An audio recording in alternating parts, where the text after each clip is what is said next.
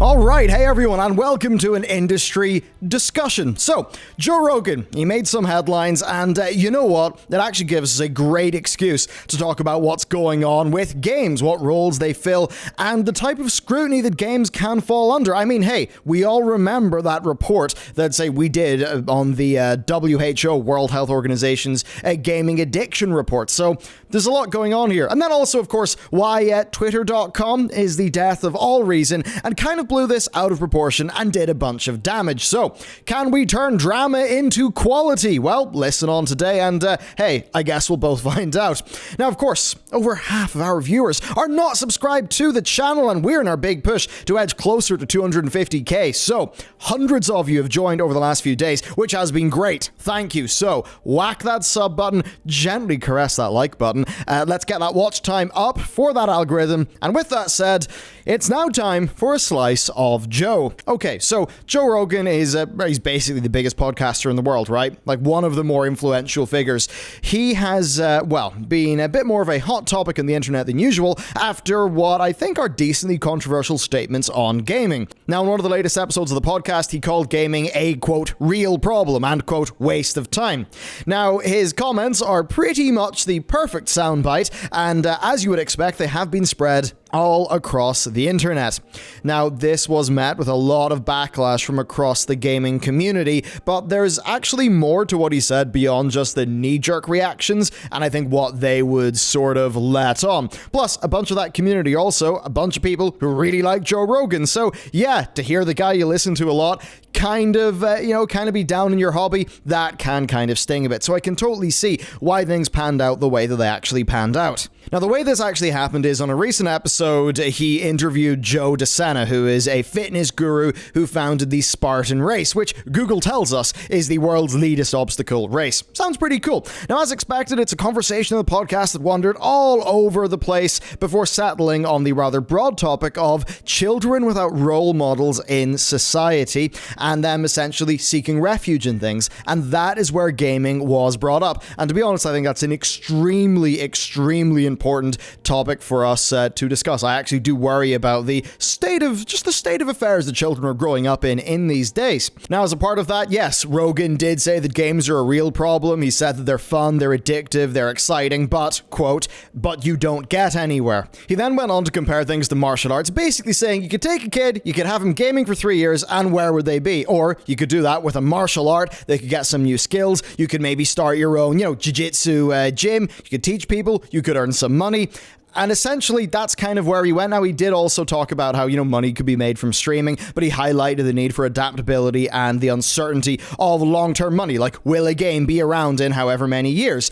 Now, of course, many commenters, like, say, Ninja, would allege that kind of mindset so shows just a misunderstanding of the numerous ways that you can be successful in the gaming field. But that said, as somebody whose primary revenue is actually tied to World of Warcraft, a game that supposedly has been dying for the last 12 years, yeah, I mean, if WoW goes down, it's going to be a big suck for my bottom line, I can say that much. Now, as you can expect from all of this, Rogan received pretty serious backlash for his comments. Some of it's not entirely fair, though, and that's despite the fact that, yes, he could have been much cleaner with how he actually made his points, but I think it's clear from the context that Rogan wasn't talking about gaming super in general. It was a conversation about personal growth and direction, and Rogan was more, I think, talking about games as an obsessive form of escapism, and almost certainly not directing like criticism of people who just play a few hours of games, whenever they want. I think his comments were blown out of proportion as an all-out attack on the gaming hobby, when really I think there's actually a lot more to talk about, and he's getting onto some decent points. Because fundamentally, he's right. Games are a waste of time. I'm sort of recently into leatherworking. It's a waste of time in a way. Yeah, what do I get from it? Am I going to sell the things that I make with leather? No, I'm not good enough. But, I mean, that's the thing. Like with gaming, the leather stuff, leatherworking, it's a hobby for me. It's actually not necessarily something that's got to be productive. And then that's the thing. Waste of time is something that's really quite just poorly defined. I mean, as an often brought up quote is, the time you enjoy wasting is not wasted time. There's time to relax, de-stress, have fun, and to enjoy not being productive. And actually, that's something that is extremely important. I think that's maybe a little bit of what Joe should have talked about more here and should have been more clear on. Look, whenever you're de-stressing, that's actually really good for your ability to learn and retain information. If you can de-stress with video games and then get a good night's sleep, that is going to do so much more for, say, your education or your job performance in a 9-to-5 than grinding out an extra hour is going to do, because you're going to be a more healthy, relaxed, better balanced person with a better functioning brain. Now, that said, Joe's comparison to martial arts really doesn't work. It actually gets an obsession mixed up with a hobby and its results. And I definitely say opening a martial arts school is not a natural result of spending a few years messing about with martial arts. In the same way that me playing World of Warcraft doesn't mean I'm naturally going to go and start a World of Warcraft YouTube channel. That just happened because it was something that I wanted to do. Not really a natural, just not a natural thing that just, happens by default if you just play a bunch of WoW. You just turn into a WoW YouTuber and suddenly make money from it, which, I just thought his martial arts angle was really a little bit odd. So yes, it is strange. And also there is the fact that, you can make money from games, be that being competitive, be that doing games education content, entertainment content, as many, many people do on the internet. Now that said, I will say the survivor bias is absolutely humongous. You probably see people who are doing stuff like what I'm doing or on Twitch. But what you're not going to see is that we are like the probably 0.5%, maybe 0.1% who actually manage to get over the hump. The survivor bias is absolutely insane. So yes, while I'm totally supportive of people following their passions and trying to make a living from gaming, for me it's always going to be bracketed by saying, careful now, the chances of success are actually shockingly low. So I guess there is that. Now, Joe does kind of get his train of thought back when he talks about, not really people telling me couldn't make it in comedy and stuff like that. But I think he doesn't make the connection of how that's how any aspirational career works, be it comedy or be it gaming, and want to be a pro gamer in some way. But I really think the core thing here is that there's just a bit of a mindset, bit of messed upness here, where as a community, we should really stop seeking validation in the success of outliers, and actually, in many ways, in money in general. Validation in gaming, that should come internally, intrinsically, from actually playing some games and finding them fun, and the industry making better games and you finding them fun. I think games should be worth playing because they're worth playing, not because there's some sort of tangible benefit to it. And I think that when it all intersects with hustle culture, where, your hobby's got to be something you're extracting real world value from, I think that totally messes up, because it kind of forgets the second order effects of something like that. Because yes, you could take a very narrow view and be like, if you're not making money from the time that you're spending, why are you even doing it? When I would say, well, if something helps you relax, you're going to make money from that in an indirect way, because you're going to be more performant when it comes to other aspects of your life. And I think this is what's a bit messed up, when I think Joe could have been a lot more clear about obsessive gaming versus just gaming in general as a hobby. Now, that said, he could be a little bit onto something where, look, I get it. A TV show can be pretty Moorish. You'll just keep on wanting to going. But game designers are great at getting in your head, getting into your lizard brain, and, giving you that Skinner box that just has you keep on playing. And I guess when you have the, just incentivization for in-game rewards and all those things that are going on that we have talked about that sort of tie into some forms of gambling behavior and addiction-like stuff, then I think we can sort of see a little bit there. Now, if Rogan's point here is that it's better to be obsessed with something productive than to be obsessed with something that's unproductive, then I suppose, yeah, sure. But that's not really how obsessive behavior works, and I think he would know, because Rogan's comments are actually not that surprising if you know his own experiences with gaming, because Rogan was a big capital G gamer, right? He was an avid gamer in the past, and he had been open with his struggles, basically with gaming addiction. At one point, he described himself as like an alcoholic when it came to video games. And he was playing, he had pretty good taste. He was playing games like Quake Champions for up to 12 hours a day. You know what? That's pretty hardcore. Now, he says that this addiction caused him so much stress that it started to impact his sleep schedule and his physical health, so he stepped away from gaming.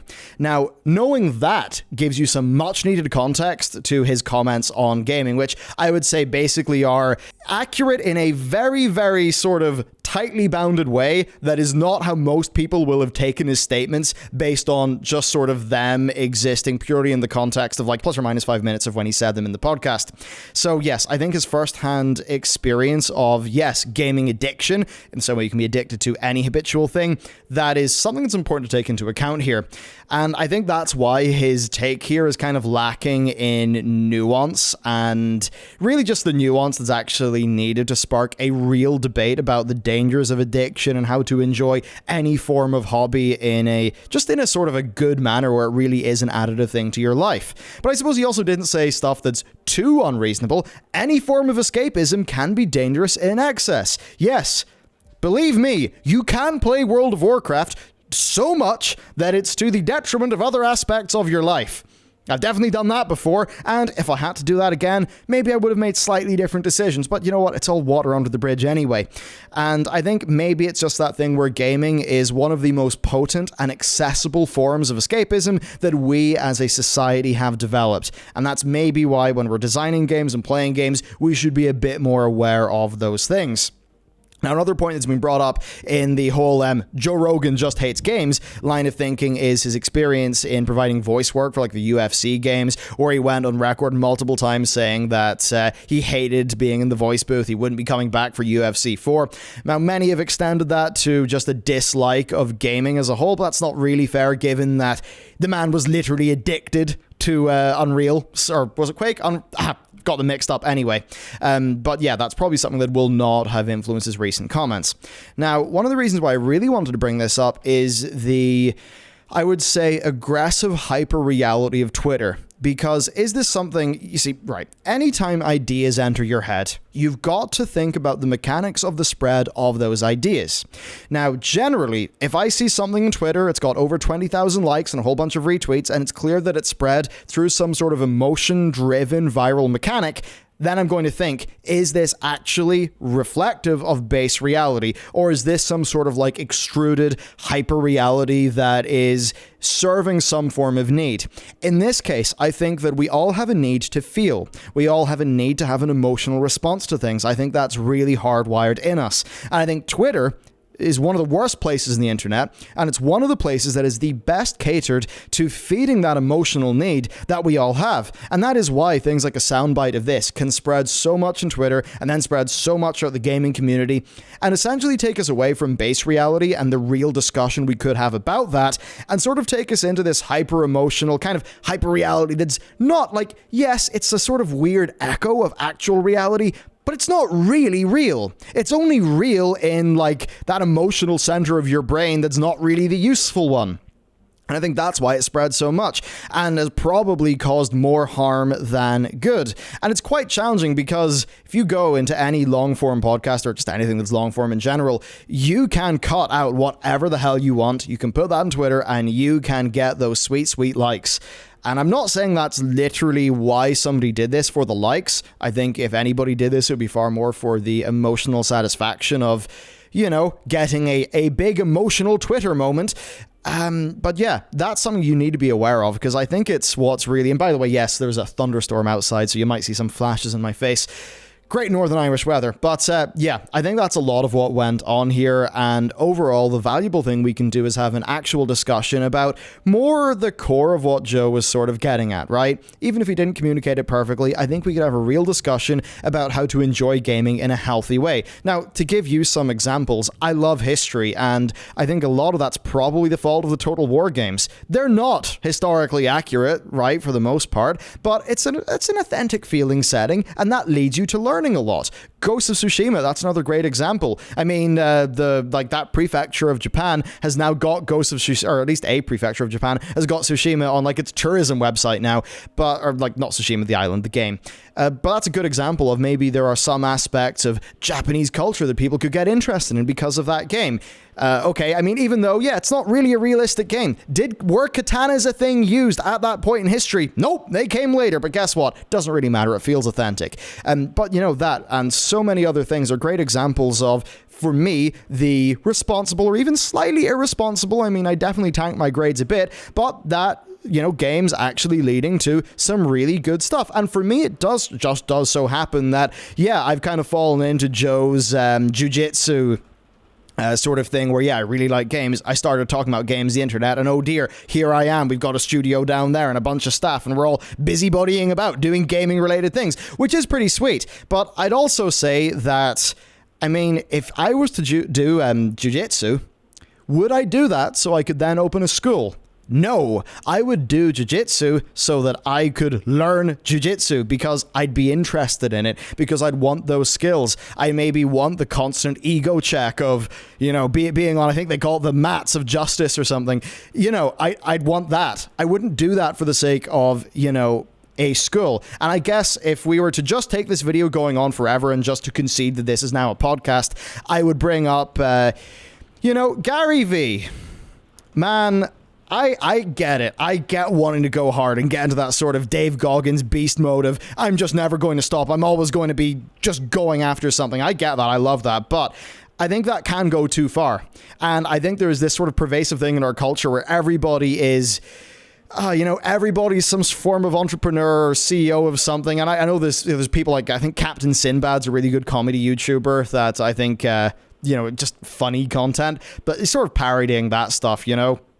He's got his Gary V one is very, very funny. I recommend watching it. But it's just that thing where if you're always trying to take maximum value from all of your hobbies, but in a way that's really focused on those super direct benefits, such as finances, I think you're going to miss the point and you're going to miss so much joy and like good experience in your life. Because at the end of the day, you know, when I was doing like leatherworking stuff or painting Warhammer, am I doing that because I want to start a Warhammer paint shop, or am I doing that because I want to start selling leather goods? I mean, maybe I do that at some stage. No, though, it's not that. It's because whenever I'm sitting there and maybe I'm beveling something and burnishing it with my Dremel, am I thinking about work? No, I'm not. And that's actually a beneficial thing, because if I'm not thinking about work, then I'm more relaxed. Then I can sleep better. When I sleep, all of my learnings from the previous day are, you know, actually sort of like, you know, that basically, right? Whenever you sleep, that's like when all the connections and all that sort of deep sleep stuff goes on. That's how you actually learn and remember. A good example of that is playing Beat Saber. I will almost never get that much better playing Beat Saber within a single 40-minute session. But I will always find, like I was playing the Megalovania KDA Popstar like remix on Expert Plus, and I can now do that. But for me, I would always see the largest benefits between days of playing that, not during a single session when I was trying to grind out being better at that track. And the reason why is because after that, I would cook some dinner because I've been getting into dinner, which would relax me. I'd do some leather work, which would relax me. And I'm not trying to become a pro chef. I'm not trying to become sort of, you know, pro leather work or anything. It's just that those things are relaxing and led to a good night's sleep, which then meant that the actual learnings, you know, from like trying to get better at that song, whenever I got a good night's sleep, they'd actually, you know, properly seep into my brain. The next time I would do that, I'd be better. So I'd say to Joe, you know, what I'm doing there with like the leather working or things like that, they are akin, I'd say, to doing your jiu-jitsu, getting your fun benefits from that, your relaxation from that, your fitness from that, and then having zero like sort of extrinsic, I want money from this motive. So it's an interesting situation. I just, you know, I felt like this would be a nice jumping off point. And I know that most of the audience will probably be, gone by this stage and probably won't be interested in these sorts of discussions because this is primarily a gaming news channel. But I know there is a small portion of you who will probably like these more podcasty sort of ideas-based chats. So that's kind of why I decided to do this. I'd say all in all, Joe could have been a lot more clear with his wording. But I also think that some of the widespread attacks against him are, you know, in a very bounded way, they make sense and they could be kind of fair. But I think in overall context, I think a lot of that is just people wanting to have that sort of gut emotional reaction and then just going for it. And, you know, I don't think he said anything that is too unreasonable when you put it in full context. Yeah, gaming, just like anything else, can be done in an unhealthy manner, and I don't think that is a controversial statement. So yeah, there you go. I mean, even like there's a few different versions of the Twitter clip that are sort of cut in ways that are more or less sort of, you know, crazy, right? Just when you sort of take it into like how much context is there in the clip. But I think that's the thing. Rather than trying to understand the sort of base point he was trying to make and his viewpoint and where that all came from, what happened? Well, people kind of just went immediately to attack mode and blowing it out of proportion. I don't think that was particularly useful. And I think that is a knee-jerk reaction that raises a lot of questions about like how we should act, how social platforms actually enable our worst emotional responses to things, and just stuff like that. So yeah, there you go. Is Twitter doomed the world? Probably. If you agree, let me know down below. That's basically it for this video. I hope, so we're 22 minutes in now, at least my base recording. So, I mean, yeah, it's probably 7 of you who've watched this far. If you have, congratulations. I enjoyed talking about this. I hope you enjoy the same thing. And who knows, maybe someday there will be more idea-based podcasty content like this. Anyway, cheers. See you next time.